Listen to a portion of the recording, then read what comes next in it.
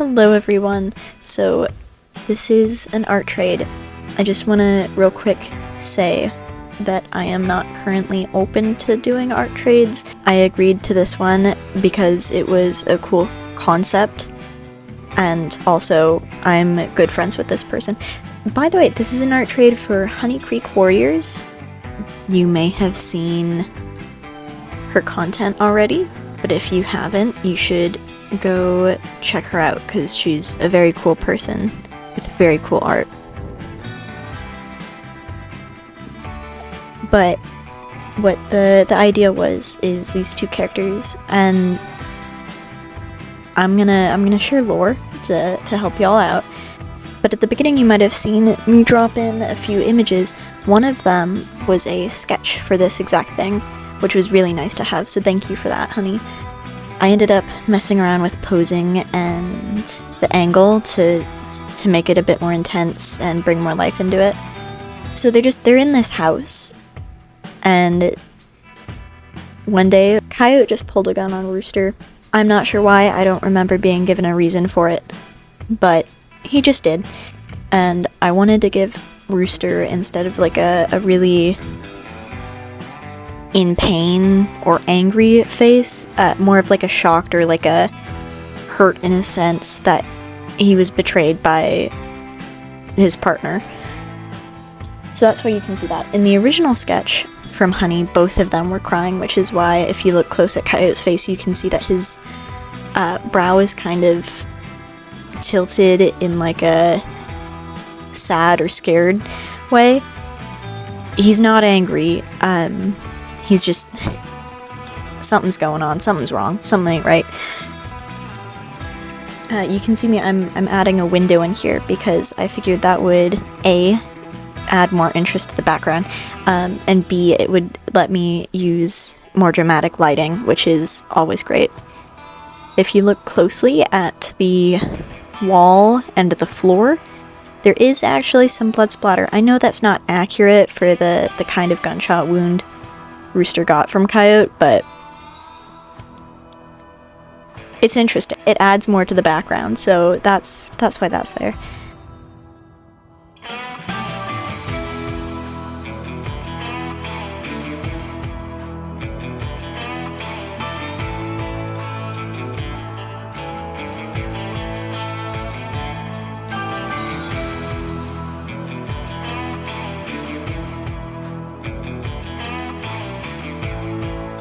The coloring bit, you're gonna see it takes forever, and that is because me being me, I decided to try to make sure every single spot that you can see on Rooster's ref is accurate. So every single one of those little freckles is the exact same as it was on the reference sheet, because I wanted it, like, him to be as accurate as possible. I've done this with characters before, it takes so long, but it's worth it in the end. You can see me flipping the ref quite a bit as well. That's just because the body pattern is symmetrical, so I was able to flip it around if I was having trouble mentally flipping it, because again, I just wanted to make sure those freckles were actually accurate.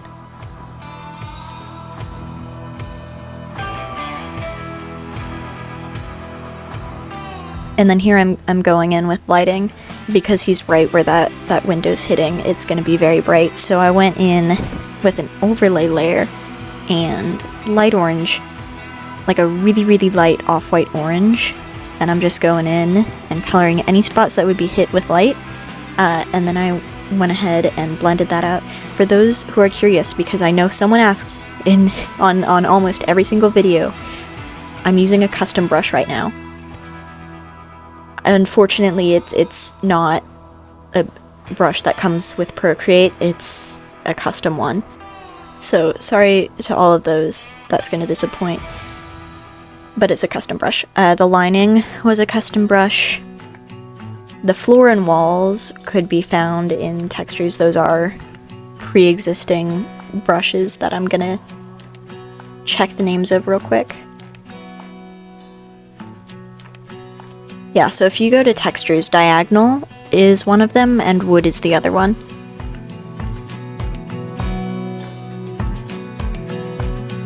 So for those of you curious, if you're listening to this all the way through, you will know. You will get all the information you need. It takes a while. This was a really tedious project. It took me darn near 15.5 hours to get it done.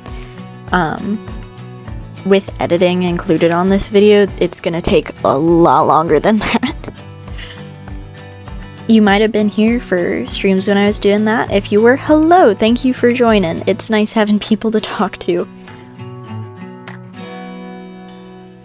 Oh, I forgot to mention. So Coyote and Rooster are both owned by two people. So they're owned by Honey Creek Warriors and I believe Nettle Wing. So that's kind of cool.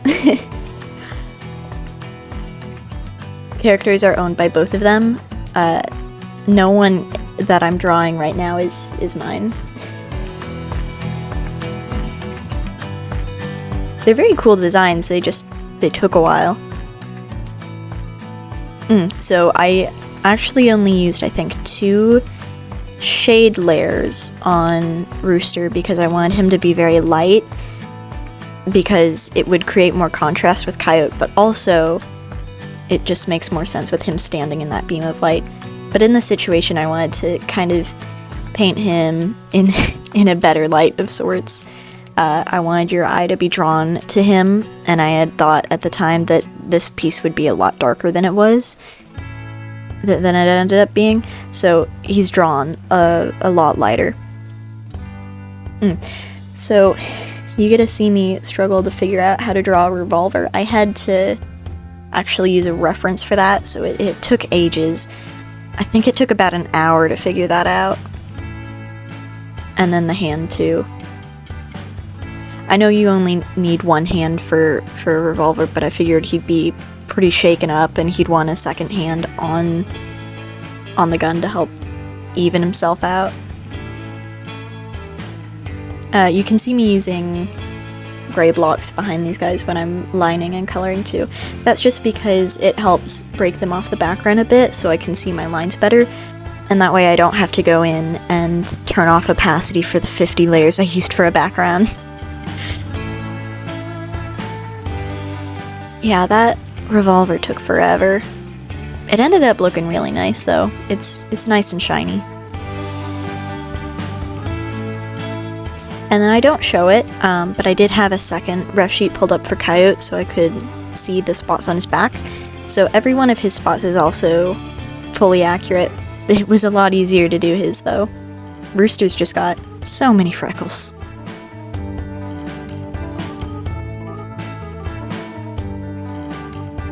And there's shading the gun.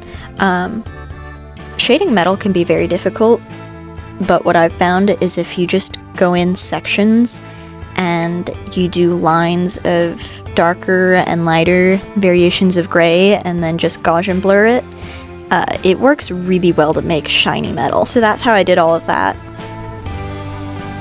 It takes a while to figure out how exactly you should do it, but once you get there, it works incredible.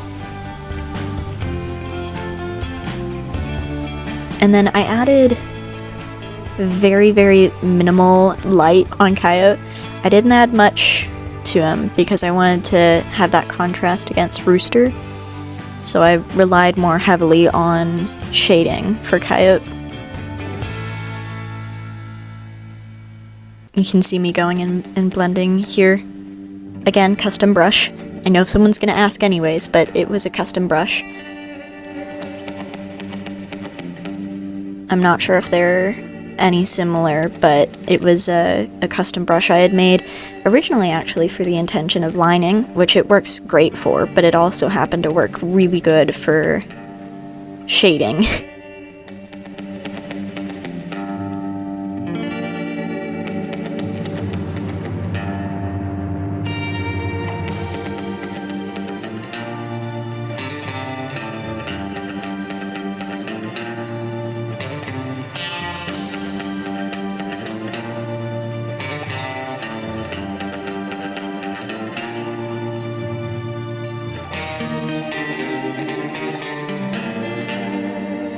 Shading these guys was probably the longest part of this process. It's gonna look like I'm doing nothing, but I am actually working on all those spots and just blending it out with that brush.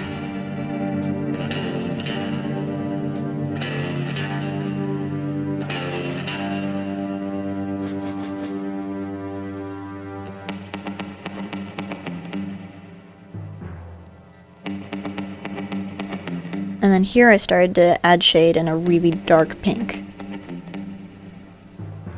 I know it seems weird, why would you shade in pink? But I went in with a dark pink on a multiply setting, and the reason I did that instead of just going in with black is because when using a more vibrant color like pink, which is what I normally default to, it keeps the colors underneath it very vibrant, so it's less dull in the end. When you use black to shade it, it does suck some of that color out of there, so then it ends up looking a little bit more dull and lifeless.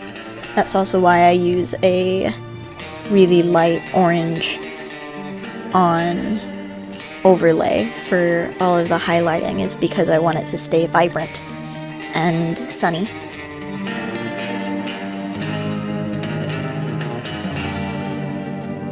And then I went ahead and added more shading around to the sides to darken up everything so that your eye would be more drawn towards the center where all the light is. And you can see me going around with a brush just to add some highlights, some extra highlights to everyone.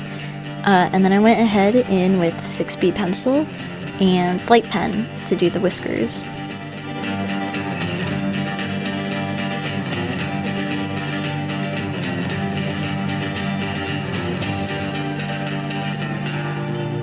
And that was it. That's the final piece. This took a long time. It was really fun though, and it turned out really great. So thank you to Honey for asking to do this trade. I would say it was well worth it. I may have been low on motivation, but I'm gonna look back on this and probably won't ever have much issue with it. I mean, eventually one day I will, but I think this is one of those things where you'll always be proud of it no matter what.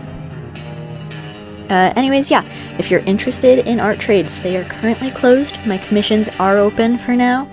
But if you're ever interested or curious, just go look at my About. I keep the status of my trades in my About section at all times. But anyways, yeah, that was it. That was the whole thing. This is the longest I think I've ever spent on a single digital art piece. But it turned out great, so I'm happy with it. Hopefully Honey and Nettle are. I think they are. I hope they are. Thank you for watching this thing all the way through and listening to me talk about silly gay cowboy furries for 12-ish minutes. I appreciate it. Y'all have a great day or night, wherever you are, whatever time it is.